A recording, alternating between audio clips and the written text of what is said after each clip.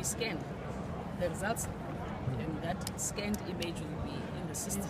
So what we did yesterday when we were told about that problem, we just went into the system and we pulled out the results slip, and we found that the votes that were actually found were actually counted, and the party agent signed the results slip. They didn't affect the outcome, and that's it. Of course, that was not supposed to happen. Ballots were supposed to be rolled back and stored properly, and that's the breach that has occurred. But the result, this will not affect the outcome. So it has gone well, very well. I think people were asking me how much do I give the IC? 9 out of 10. Oh, but great work. One thing that perhaps for us in Nigeria we want to learn is how are you able to manage election logistics? Because so far we've not heard anyone complain that they couldn't vote or materials arrived the polling unit late, which is quite a recurring decimal in our elections. How are you able to manage election logistics? I think, in all fairness to use that you're dealing with a much bigger population, a voting population, than us. But the trick really is we use a logistic information system that we developed, and your country, INEC, actually, they want us to exchange, information with them on our logistics system. They had wanted our people to be there for 3 weeks, but the period was very close to our election, and we made an agreement with them that we'll send our logisticians to Nigeria after these elections, maybe in June, July, for us to share with them our logistic information system, because the way we have done it, we're able to track the materials, we're able to, and that has to happen long in advance. Right. I mean, like the ballot papers, for instance, we pack our ballot papers in books of hundreds, and each book has a barcode.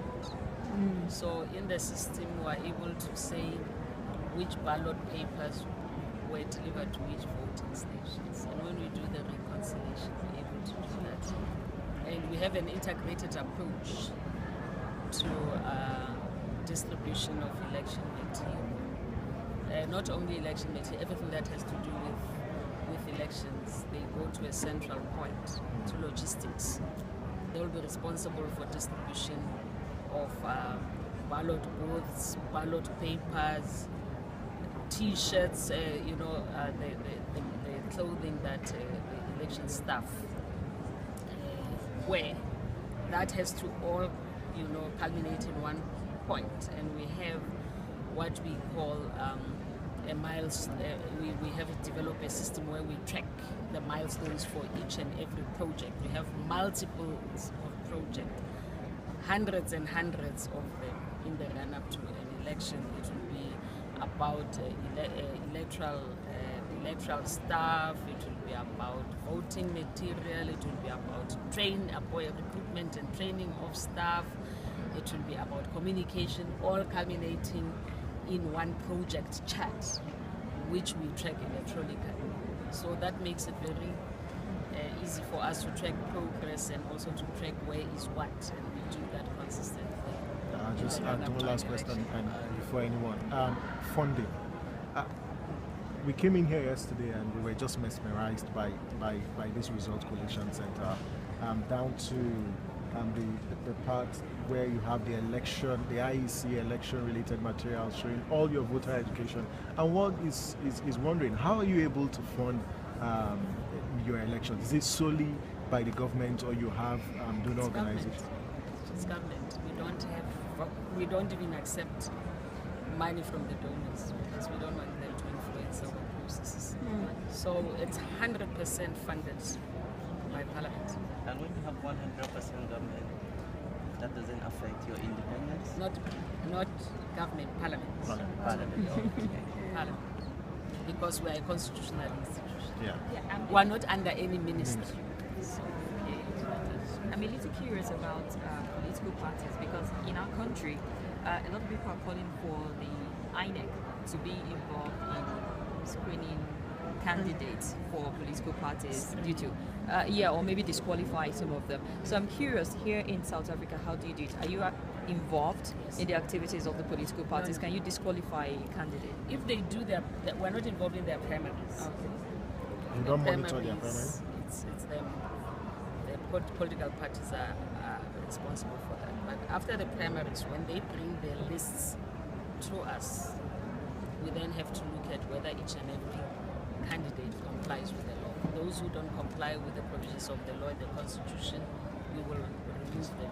For instance, the Constitution would say that any person who has been committed, who has been convicted of a crime and sentenced to imprisonment without an option of a fine does not qualify to stand.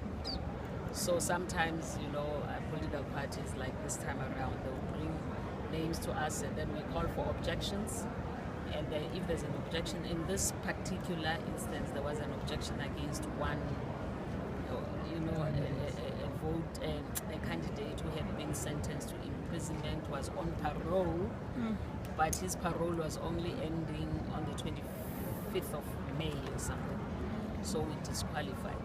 But there has been controversy because the law says also anyone who is declared of unsound mind is not qualified to stand. Anyone who has been declared as an unrehabilitated insolvent is also not qualified to stand. Do we have the capacity to go to the Master of the Supreme Court to say, can you check all these candidates to see whether they are unrehabilitated insolvents? We don't have the capacity to do that. So what we do, we give parties a form to sign, so that they then say to us that each and every candidate has to declare that they are not disqualified from standing in terms of the law and the Constitution. That's how we do it. But if a particular objection is brought to us with evidence, like the one that I was telling you about, of this person who is still on parole, the objector had furnished us with all the proof, so we're able to remove that person from the list. My question is there a streamlined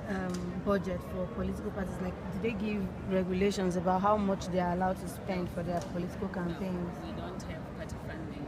Private party funding of political parties is not regulated in this country. So they have no duty to disclose. There's no limits to campaign funding. There's nothing.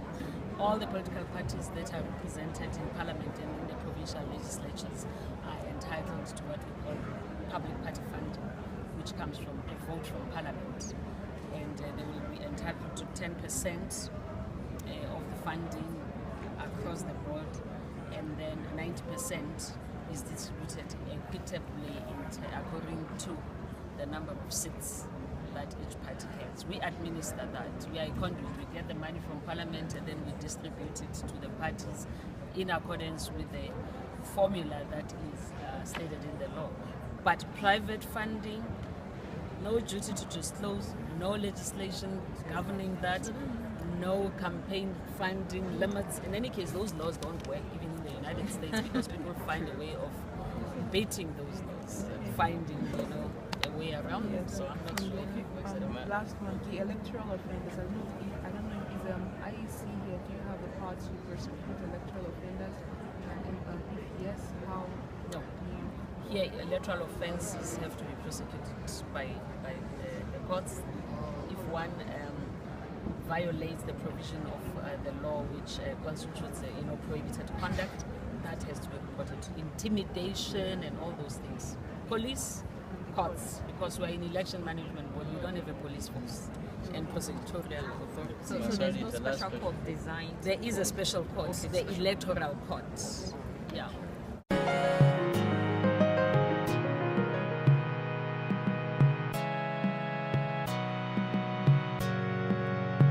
Who'd ever thought that